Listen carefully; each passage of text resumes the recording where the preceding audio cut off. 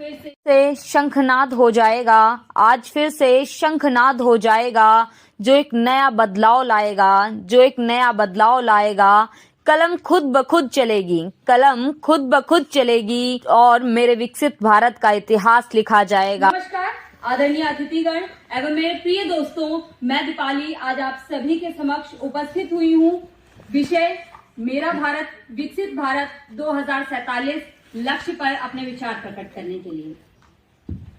हम सभी जानते हैं जो विकसित भारत लक्ष्य है वो अपने आप में केवल मात्र एक लक्ष्य भर नहीं है, ये एक यात्रा है और इस यात्रा में हमें अकेले नहीं दौड़ना है, हमें सभी को साथ लेकर चलना है।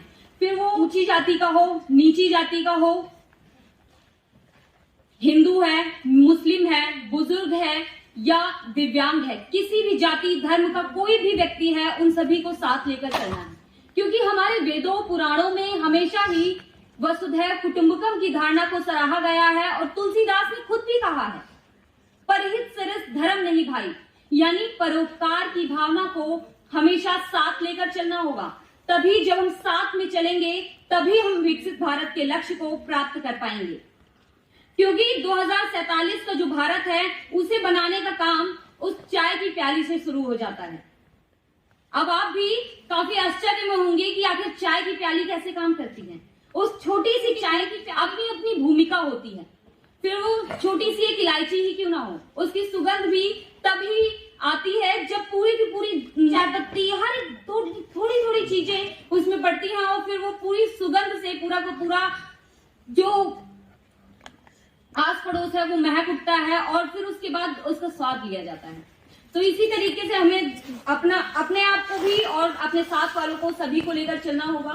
साथ में ही दूसरी चीज यह है कि हमें यह देखना होगा कि आजकल हम किस ओर बढ़ रहे हैं।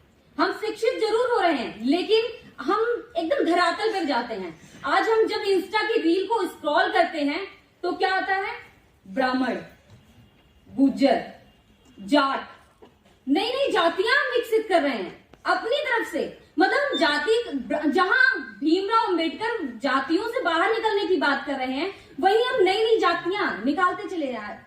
अजी हम ब्राह्मण हैं, गुर्जर हैं, ठाकुर हैं, इन जातियों को निकालने से काम नहीं होगा।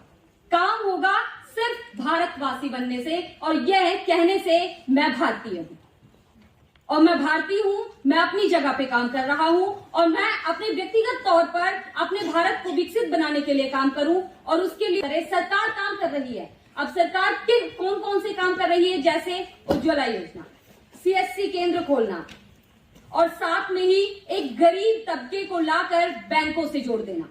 ऐसे ही कई सारे सरकार के काम हैं जिन्हें गिनाया जाए तो शायद काफी लंबा टाइम जाया हो जाएगा। तो इसीलिए बात करते हैं कि आखिर किन चीजों को हमें लेना चाहिए जिससे हम विकसित भारत के लक्ष्य को प्राप्त कर सकते हैं।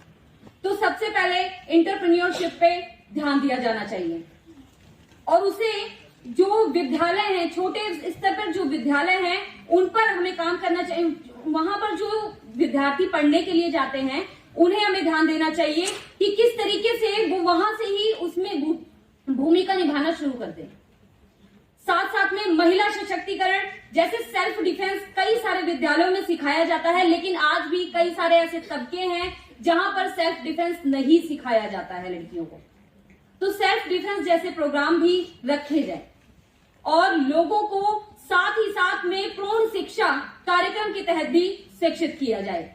आज भी कई सारे ऐसे तबके हैं जहां पर हिंदी, इंग्लिश कोई भी भाषा से लोग नहीं समझ पाते हैं, तो वहां तक कोई भी योजना पहुंचाने के लिए हमें काम करना होगा। नुक्कड़ नाटक के जरिए मूक भाषा के द्वारा बोलकर उन्हें समझाना होगा। कई सारे आदिवासी इलाके आज भी पिछड़े हुए हैं, उन तक अपनी बात पहुंचाने के लिए हमें संप्रेषण का हर तरीका अपनाना होगा।